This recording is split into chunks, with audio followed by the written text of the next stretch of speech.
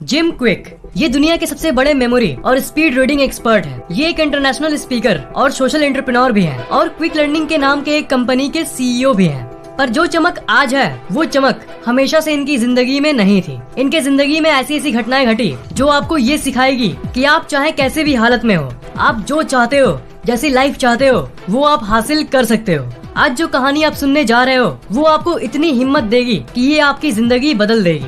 आपकी जिंदगी की हालत कैसी भी हो, आप क्या क्या कर सकते हो, कितनी ऊंचाइयां छू सकते हो, ये आप जान पाओगे। आप अपनी जिंदगी की घटनाओं से इसे जरूर जोड़ पाओगे। कुछ भी हो, पर एक बार पूरी वीडियो जरूर देख लो। जिम क्विक जब एक नॉर्मल स्कूल का लड़का था तब सब इन्हें the boy with broken brain के नाम से बुलाते थे। मतलब एक बेवकूफ और एक ऐसा लड़का जो कोई काम का नहीं है। एक बार बचपन में ये क्लास के बेंच से गिर गए थे, जिसके चलते उनके ब्रेन में एक गहरी चोट लग गई थी, जिसके कारण इनका दिमाग ठीक से काम करना बंद कर दिया। इस हादसे के बाद वो कभी पहले जैसे नहीं रहे। सब कुछ बुरी तरह से बदल गया और लर्निंग के मामले में, मतलब पढ़ाई को समझने के मामले में इनकी हालत और खराब हो गई और ये कोई भी चीज को समझ ही नहीं पाते थे। और इससे इन्हें सबसे ज्यादा दिक्कत आपको पता है कहाँ होती थी? स्कूल में। क्योंकि स्कूल में जो पढ़ाया जाता था वो उसे नहीं समझ पाते थे। ये एक इंट्रोवर्ट बन गए थे और बहुत ज्यादा शाई, यानी हद से ज्यादा शर्मीले बन गए थे और किसी से बात नहीं करते थे। और इसके चलते इन्हें सब the boy with broken brain बुलाते थे। सबसे बड़ी बात ये थी कि ये पढ़ भी नहीं पाते थे, मतलब रीड नहीं कर पाते थे। कोई सेंटेंस पढ़ना होगा तो इन्हें सिर्फ रैंडम लेटर्स दिखते थे जिसका कोई मतलब नहीं होता था। स्कूल में ऐसे मोमेंट्स होते हैं ना, जिसमें टीचर स्टूडेंट्स को बेंच बाय बेंच पढ़ने कहते हैं, पर जैसे ही एक बच्चा पढ़कर बैठता और इनके पढ़ने की बारी नजदीक आते रहती, इनका हार्ट बीट तेज हो जाता था और डर के मारे जब आखिर में किताब इनके हाथों में आती थी तो ये पढ़ ही नहीं पाते थे और रोने लगते थे। और सारे स्टूडेंट्स इन्हें फूल, यानी क्लास का सबसे बेवकूफ बच्चा, सबसे कम बुद्धि वाला बच्चा कह के बुलाते थे। जब दूसरे बच्चे ये कहते थे कि वो देखो बेवकूफ उधर बैठा है, तब उन्हें ये दिल में चुभती थी। एक खराब फीलिंग आती थी कि मैं कोई काम का नहीं, मेरी जिंदगी में कुछ अच्छा नहीं है, मैं बाकी स्टूडेंट जैसा क्यों नहीं हूँ। उसके बाद इसे ही मोटिवेशन की तरह लेकर उन्होंने अगले 3 साल सिर्फ ये सीखने में लगा दिए कि सेंटेंसेस को कैसे पढ़ें। मतलब समझो, आपको अपनी जिंदगी में तो सेंटेंस पढ़ने में कोई दिक्कत नहीं होती, वो कला आपके पास पहले से ही है। पर जिस इंसान को किसी चोट के चलते वो एबिलिटी, वो कला खोनी पड़ी, वो उस बेसिक पढ़ने को सीखने में 3 साल लगा दिया। इनकी डिटर्मिनेशन को देखो दोस्त। ये रात को कॉमिक बुक पढ़ना स्टार्ट कर दिए। इनका फेवरेट कॉमिक बुक एक्स-मैन था, इसलिए नहीं क्योंकि वो ताकतवर हीरोज थे, पर इसलिए क्योंकि एक्स-मैन सामान्य लोगों से अलग म्यूटेंट्स थे और उन्हें इसी तरह चिढ़ाया जाता था जैसे इन्हें बाकी स्टूडेंट्स चिढ़ाते थे। इन्हें ये कहा जाता था कि तुम्हारी कोई वैल्यू नहीं है। तो इनकी फेवरेट कॉमिक थी एक्स-मैन, जिससे ये अपनी जिंदगी को जोड़ते थे। इसी के सहारे इन एक्स-मैन कॉमिक्स को पढ़ के इन्होंने रीडिंग यानी पढ़ना सीखा। ये चीज देख रहे हो, एक ऐसा लड़का जिसके दिमाग में एक चोट लगी थी और जिसकी सीखने और समझने की शक्ति कम हो गई थी, वो सिर्फ अपने पैशन यानी कॉमिक्स पढ़ने के जरिए फिर से पढ़ना सीख गया। ये इस बात को दर्शाता है कि पैशन और लगन के जरिए आप नामुमकिन को भी मुमकिन कर सकते हो। एक बार स्कूल में एक पेरेंट टीचर मीटिंग हो रहा था और ये अनाउंस हुआ कि हर स्टूडेंट की परफॉर्मेंस रिपोर्ट बनेगी और अगले हफ्ते सबको एक टेस्ट देना होगा। बच्चों की रीडिंग और राइटिंग स्किल्स कैसी है ये टेस्ट करने के लिए। उसके बाद सब स्टूडेंट्स को एक रिपोर्ट कार्ड मिलेगा। मतलब हर स्टूडेंट को अपना सामर्थ्य क्लास के आगे खड़े होकर सबके सामने दर्शाना होगा। अभी जिम ने पढ़ना सीखा ही था और डिसेबिलिटी यानी उस चोट के कारण उनका इस रिपोर्ट कार्ड को लेना कोई जरूरी नहीं था, पर फिर भी वो रीडिंग रिपोर्ट में यानी पढ़ने के टेस्ट में भाग लेने का सोचे। डिसेबिलिटी होने के बावजूद भी वो उसमें भाग एक्चुअल में लिए। उनके पेरेंट्स ने उनसे कहा कि बेटा मत लो उसमें हिस्सा, पर उन्होंने सिर्फ एक ही लाइन कहा कि मम्मी और पापा, I am gonna make you proud. मतलब मैं ये आपके लिए कर रहा हूँ, आपका सर ऊंचा करने के लिए कर रहा हूँ और मैं इस रिपोर्ट कार्ड में पास होकर दिखाऊंगा, उन्हें प्रूव करके रहूंगा कि मेरे अंदर भी टैलेंट है। तो उस टेस्ट में इनको जो टॉपिक मिला वो था लियोनार्डो दा विंसी। उसके बाद ये पागलों की तरह उस टॉपिक यानी लियोनार्डो दा विंसी पर रिसर्च करने लगे। खाते पीते उठते बैठते ये उनके बारे में ही पढ़ते और रीडिंग प्रैक्टिस भी करते थे। रात भर रीडिंग करते रहते थे और इनको पूरा भरोसा था कि रीडिंग चैलेंज को ये पास जरूर करेंगे। ये उनके लिए वो मोमेंट था जब सारे दर्शक बैठे होंगे, टीचर्स बैठे होंगे और आप सेंटर में होंगे सबके, और आपको अपना बेस्ट देना है और लोगों के नजर में यही ये तय करेगा कि आप वर्थ इट हो या नहीं, आपके अंदर टैलेंट है कि नहीं। और उन टीचर्स जो इन्हें आज तक नहीं समझ पाए और वो स्टूडेंट्स जो इनका मजाक उड़ाते थे, यही वो पल था जो उन टीचर्स और बाकी स्टूडेंट्स को साबित करके दिखा सकता था कि मैं भी कुछ कम नहीं हूँ। इनके लिए ये मोमेंट सिर्फ रिपोर्ट में पास ले आना ही नहीं था, बल्कि उससे कहीं ज्यादा था। ये एक ऐसी चीज थी जो इनकी कॉन्फिडेंस बढ़ा सकती थी। आखिर वो दिन आया ये टीचर्स के सामने जाकर खड़े हुए और फिर एक टीचर ने कहा कि जिम चलो अब क्लास के सामने अपनी प्रेजेंटेशन देना शुरू करो। ये लाइन बोलने के बाद ही उनकी दुनिया मानो चूर चूर हो गई, क्योंकि जैसे ही वो बोलना शुरू किए इन्हें पुरानी घटनाएं याद आने लगी कि कैसे स्टूडेंट्स इनका मजाक उड़ाते थे और इनकी कॉन्फिडेंस भी कम हो गई और इनकी हार्ट बीट तेज होने लगी और वो बहुत शाय यानी शर्मीले भी थे, जिसके चलते ये सबके सामने एक शब्द भी नहीं बोल पाए, क्योंकि उन्होंने आज तक ऐसा कभी नहीं किया था। एक शब्द भी वो वहाँ सबके सामने नहीं बोल पाए और इनकी रिपोर्ट में इन्हें 0 मार्क्स मिले। इनका सपना, इनका वो रिपोर्ट कार्ड जिसमें वो तब से 100 आउट ऑफ 100 की प्रैक्टिस में थे, जिसके लिए इन्होंने दिन रात एक कर दिया था, उसी रिपोर्ट में जब उन्हें 0 मिला तब वो अंदर से एकदम टूट गए। छुट्टी होने के बाद उनके बैग में जो वो रिपोर्ट पड़ी थी वो इनकी जिंदगी की सबसे बड़ी बोझ थी। एक टूटा हुआ सपना लेकर वो चल रहे थे। रिपोर्ट कार्ड में पास होना ही उनका सपना था, उनका सामर्थ्य था, उनका टैलेंट था और उन्हें मिला 0।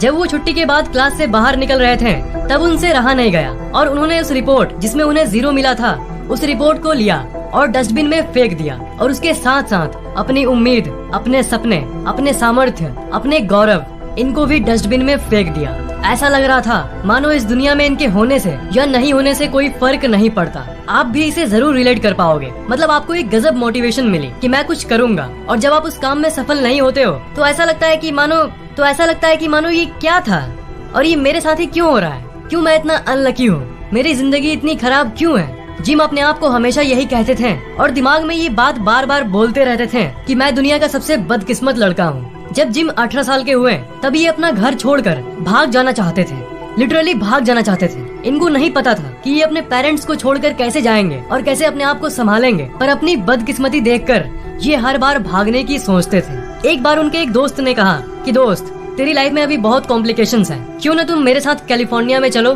जहाँ मैं अपनी दादी से मिलने जा रहा हूँ। तुम्हारा मन हल्का भी होगा और जिंदगी में आगे क्या करना है ये भी तय कर लेना। तो वेकेशन के लिए वो अपने दोस्त के फैमिली के घर कैलिफोर्निया जाते हैं। वो अपने दोस्त के घर में ही गार्डन में बैठे हुए थे, तभी उनके दोस्त के जो डैड थे वो इनके पास आते हैं और एक क्वेश्चन पूछते हैं, जिसे सुनने के बाद ऐसा मानो दिल के 1000 टुकड़े हो गए थे। जिंदगी का सबसे वर्स्ट क्वेश्चन कि बेटा स्कूल कैसे चल रहा है। ये सुनने के बाद बना बनाया आंसर देने के बदले वो अपना कंट्रोल खोने लगे, क्योंकि ये क्वेश्चन सुन के ही उन्हें रोना आ गया और आखिर में वो रोने भी लगे। उसके बाद उन्होंने अपनी कहानी उनको बताया कि कैसे बचपन से ही उन्हें पढ़ाई में कुछ समझ नहीं आता था और उन्हें चीजों को समझने में दिक्कत होती थी। उन्होंने सारी बातें बताई, न कोई पहचान है और न कोई जिंदगी की मकसद। ये सुनने के बाद उनके दोस्त के डैड ने इनसे कहा कि जिम, तुम ये बताओ कि तुम अभी तक स्कूल में क्या कर रहे हो, तुम क्या बनना चाहते हो, क्या करना चाहते हो, क्या पाना चाहते हो। पर इन सब सवालों को सुनने के बाद उनके मुंह से एक शब्द नहीं निकल रहा था, क्योंकि इन सवालों के बारे में उन्होंने कभी सोचा ही नहीं था। वो सिर्फ अपनी जिंदगी के उस दलदल में फंसे हुए थे। उनकी चुप्पी देखकर वो अंकल अपने पॉकेट से एक कागज निकालते हैं और उनसे कहते हैं कि तुम्हारा जो भी आंसर हो सब इसमें लिख दो, और उनसे कहते हैं कि तुम और तुम्हारी सक्सेस के बीच में सिर्फ इतनी ही दूरी है। ये देखकर वो चौंक जाते हैं और कहते हैं कि सक्सेस और मैं, ये 7 जन्मों में भी नहीं हो सकता। फिर वो उस दूरी को उनके दिमाग के बीच लाते हैं और कहते हैं कि यही सक्सेस का राज है, तुम्हारा दिमाग ही वो ब्रिज है जिस पर चलकर तुम सफलता प्राप्त करोगे। अपने ब्रेन को ट्रेन करो, उसे मजबूत बनाओ, तुम ये जरूर कर पाओगे। जब वो घर रिटर्न करते हैं तब वो अपने सामने 2 किताबों के सेट्स को देखते हैं, एक वो जो स्कूल की किताबें थी और एक वो सच में पढ़ना चाहते थे। उन्होंने दूसरे को चुना और कहा कि इस बार हो जाए, मैं रीडिंग का एक्सपर्ट बन के दिखाऊंगा और अपने पेरेंट्स को गर्व से ऊंचा करके दिखाऊंगा। उसके बाद उन्होंने महीनों की रीडिंग की और अपने ब्रेन को ट्रेन किया। कुछ महीनों बाद वो बहुत अच्छे स्पीड से रीडिंग करना चालू कर दिए। एक दिन लाइब्रेरी से वो किताब पढ़ के घर वापस आ रहे थे, तभी उनकी पैर अचानक सीढ़ी पर से ही फिसल गई और वो फिर से सर के बल गिर गए और दोबारा उनके ब्रेन के एक दूसरे पार्ट में एक और चोट लग गई, एक और इंजरी हो गई। जब वो हॉस्पिटल बेड में उठे तब उनकी हालत और भी वर्स्ट हो गई। उनके चीजों को समझने की दिक्कत और भी बढ़ गई। दोबारा फिर से ब्रेन इंजरी। ये इनकी जिंदगी का सबसे वर्स्ट मोमेंट था। मतलब जब भी ये कुछ करने जाते थे तब कुछ न कुछ खराब हो जाता था, और आप अपनी जिंदगी से इसे रिलेट भी कर सकते हो। हॉस्पिटल बेड पर ही उन्होंने सोचा कि यार क्या वैल्यू है मेरी इस दुनिया में, और ये क्या हो रहा है बार बार मेरे साथ। इतना वर्स्ट लाइफ तो कोई मेरे दुश्मन को भी न दे। पर हॉस्पिटल बेड पर ही उन्होंने ये तय कर लिया कि बस अब बहुत हुआ, मेरी जिंदगी की इस प्रॉब्लम का कोई न कोई सॉल्यूशन जरूर होगा। हर प्रॉब्लम का कोई न कोई सॉल्यूशन होता है। इसलिए उन्होंने अपने आप से पूछा कि मेरी प्रॉब्लम क्या है। मेरी प्रॉब्लम ये है कि मैं पढ़ाई में कुछ समझ नहीं पाता हूँ, मैं रीड नहीं कर पाता हूँ और मेरी मेमोरी कमजोर है, मेरी ब्रेन बहुत स्लो है। तो उन्होंने सोचा कि शायद कोई ऐसा तरीका हो जिससे मैं ये सीख जाऊं कि चीजों को कैसे सीखते हैं। रीडिंग करने के बदले ये सीखूं कि रीडिंग करते कैसे हैं। अगर सीधी भाषा में कहूँ तो अगर आपको पढ़ने में मन नहीं लगता और अगर आप पागलों की तरह बिना मन के पढ़ने के बदले ये सीखो कि पढ़ाई में मन कैसे लगाएं, तो ये शायद काम कर जाए। मतलब क्या पढ़ना है वो बात की बात है, पहले ये सीखो कि पढ़ते कैसे हैं। उन्होंने ये रियलाइज किया कि दुनिया में बुक्स तो बहुत है, क्या पढ़ें इसके तो बहुत सारे रिसोर्स हैं, पर कैसे पढ़ें, कैसे इफिशिएंटली पढ़ें और याद रखें, ये कोई नहीं सिखाता। आपकी जिंदगी से रिलेट करके बोलूं तो टीचर्स तो ये कहते हैं कि पढ़ो बेटा पढ़ो, पर कोई ये नहीं बताता कि कैसे पढ़े, मतलब मन कैसे लगाएं। मतलब स्कूल आपको डेली नॉलेज का खाना तो दे देता है, पर आपको ये नहीं सिखाता कि खाना पकाए कैसे, क्योंकि अगर आप ये सीख जाओगे तो आपकी पेट जिंदगी भर के लिए भर जाएगी, पर ये कोई नहीं सिखाता। तो जिम क्विक ने ये ठान लिया कि वो पहले अपने दिमाग को समझेंगे कि कैसे इंसानी दिमाग काम करता है, कैसे याददाश्त काम करती है, और दिमाग से कुछ करने के पहले अपने दिमाग को समझेंगे और अपने दिमाग के एक्सपर्ट बनेंगे। तो ये जो मोमेंट थी ये उनके लिए लाइफ चेंजिंग मोमेंट थी। ये सालों तक दिमाग को समझने के बाद एक माइंड एक्सपर्ट बन गए। मतलब इन्होंने दिमाग को इतना समझा कि ये पूरी तरह से 100% रीडिंग सीख गए। सिर्फ रीडिंग ही नहीं, ये पॉजिटिव और खुश रहना भी सीख गए और दुनिया के सबसे बड़े लाइफ कोचेज में से एक बन गए। और जब ये सकारात्मक सोचना शुरू किए तब मानो इनकी जिंदगी पूरी तरह से पलट गई। उनके मन में ये ख्याल आया कि इतने सालों से तो मैं बेकार अंधेरे में था, जब मैं ये सीख सकता था कि कैसे पढ़ें और कैसे ये दिमाग काम करता है, तो फिर मैं नेगेटिव क्यों सोचता रह गया। अगर मैं पॉजिटिव थिंकिंग के चलते अपनी जिंदगी को पॉजिटिव तरह से मोड़ सकता हूँ, तो फिर मैं इतने सालों तक नेगेटिव क्यों सोचता रह गया। घर से बाहर जाना और ये सब क्या क्या सोचता था मैं। उसके बाद वो दिमाग की स्टडी करके एक माइंड और मेमोरी ट्रेनर बन गए और आज बड़े बड़े कंपनीज के मालिक भी हैं। रिचर्ड बार्सन और एलोन मस्क जैसे लोगों को इन्होंने ट्रेन किया है। इन्होंने ये सिखाया है कि अपने दिमाग का बेस्ट उपयोग कैसे करें, दिमाग को तेज कैसे करें, चीजों को जल्दी कैसे सीखें, चीजों को जल्दी कैसे अंडरस्टैंड करें। तो देख पा रहे हो कि जिंदगी कैसे पलटती है। एक लड़का जो स्टूडेंट लाइफ में पढ़ाई को नहीं समझने के चलते अपने घर से भागने का सोच रहा था, आज वो खुद लोगों को सिखा रहा है कि चीजों को जल्दी कैसे सीखें। ये है आपकी दिमाग की शक्ति। आप असल में कुछ भी करने के केपेबल हो। Nothing is impossible. दिमाग के बारे में इन्होंने ये सीखा कि आपका दिमाग एक सुपर कंप्यूटर है और आप जैसी बिलीव्स, जैसी थॉट सोचते हो, वो सोच उसका सॉफ्टवेयर है। और नेगेटिव सोच एक वायरस की तरह होती है जो कि कंप्यूटर को खराब कर सकती है। लोग ये कहते हैं ना कि मैं उतना स्मार्ट नहीं हूँ, असल में ये कुछ नहीं होता। ये सोच एक वायरस है जो आपके कंप्यूटर यानी दिमाग को ठीक से काम नहीं करने देता।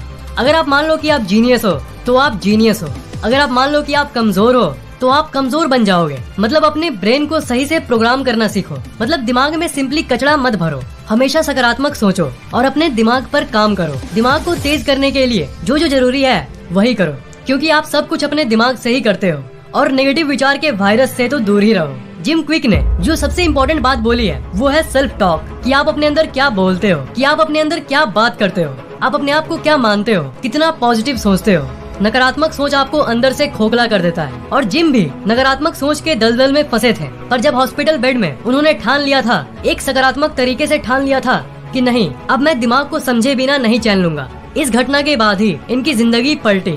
याद करो वो रिपोर्ट कार्ड वाली घटना, जब जिम को सबके सामने अपना प्रेजेंटेशन देना था, तब वो क्यों नहीं दे पाए थे। वो रीडिंग तो अच्छी खासी सीख गए थे, पर उनके अंदर जो ख्याल आ रहे थे कि कैसे वो स्टूडेंट्स इन्हें चिढ़ाते हैं, उस नेगेटिव ख्याल के चलते ही ये उस दिन प्रेजेंटेशन नहीं दे पाए थे। मतलब इनकी डिसेबिलिटी दिमाग से ज्यादा इनकी सोच में थी। दिमाग की डिसेबिलिटी को तो आप सालों की प्रैक्टिस और ट्रेनिंग के जरिए ठीक कर सकते हो, पर अपनी सोच की डिसेबिलिटी को ठीक करना आसान नहीं है और एक ही इंसान इसे ठीक कर सकता है और वो है आप।